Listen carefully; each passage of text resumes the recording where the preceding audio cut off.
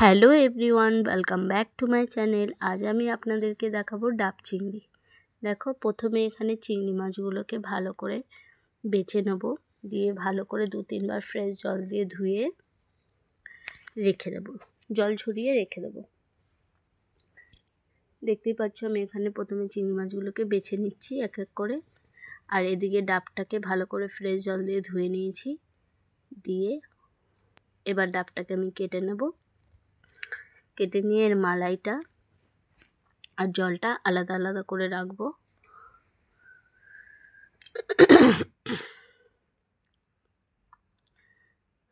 ডাবটাও আমি এখানে কেটে নিচ্ছি। এবার জলটাকে ছেঁকে নিচ্ছি। মালাইটা একটু মোটা পাড়া হয়ে গেছে, দেখো এখানে মালাইটাও আমি বার করে নিয়েছি। এবার মালাইটা মিক্সিং জারে দিয়ে আর যে ডাবের যে জলটা ছিল সেই জলটাও আমি এতে অ্যাড করে এই জলটা দিয়েই পিষে নেব। মালাইটাকে একটু মিহি করে পিষে নেব।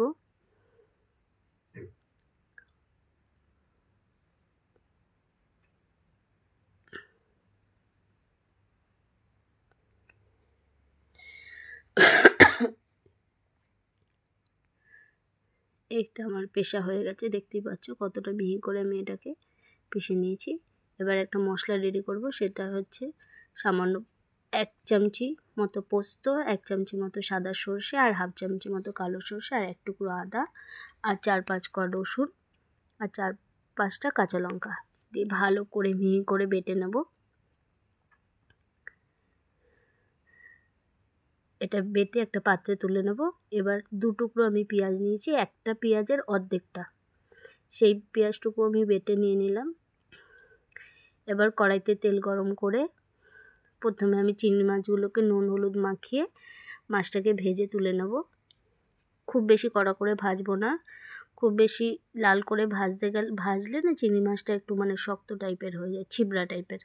তো সেটা আমি করব না, তার আগেই তুলে নেব। একটু হালকা লালচে হবে, তখন আমি চিংড়ি মাছগুলো সব তুলে নেব। এবার একে একে সব চিংড়ি মাছগুলোই আমি ভেজে নিচ্ছি।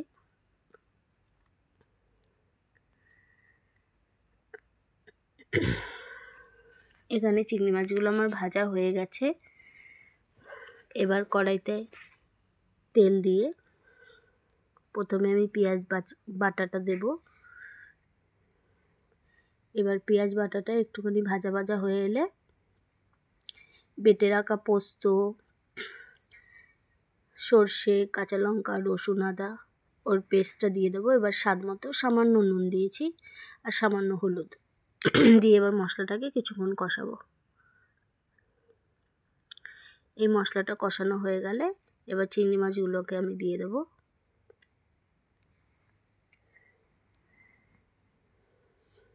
দিয়ে আবারও কিছুক্ষণ নাড়াচাড়া করে নিয়ে বেটে রাখা মালাইটা আমি দিয়ে দিলাম। এবার যখন হালকা একটু ফুটে আসবে তখন 4-5টা কাঁচা লঙ্কা ওপর থেকে আমি অ্যাড করলাম, আর সামান্য 1 চামচি মতো সর্ষের তেল।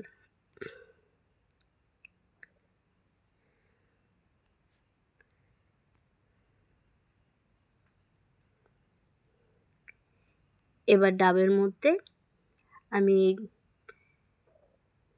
চিংড়ি মাছের এই ইয়েটা দিয়ে দিলাম, দিয়ে ওপর থেকে কলা পাতা আর আটা দিয়ে ভালো করে মুখটাকে মেরে দিচ্ছি। যেহেতু কাটার সময় আমি ডাবের মুখের দিকের অংশটা বাদ দিয়ে ফেলে দিয়েছি,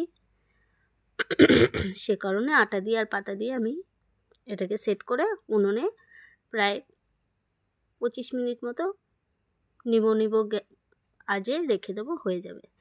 এবার আমার রেডি হয়ে গেছে। দেখা হচ্ছে নেক্সট টাইম। Bye bye.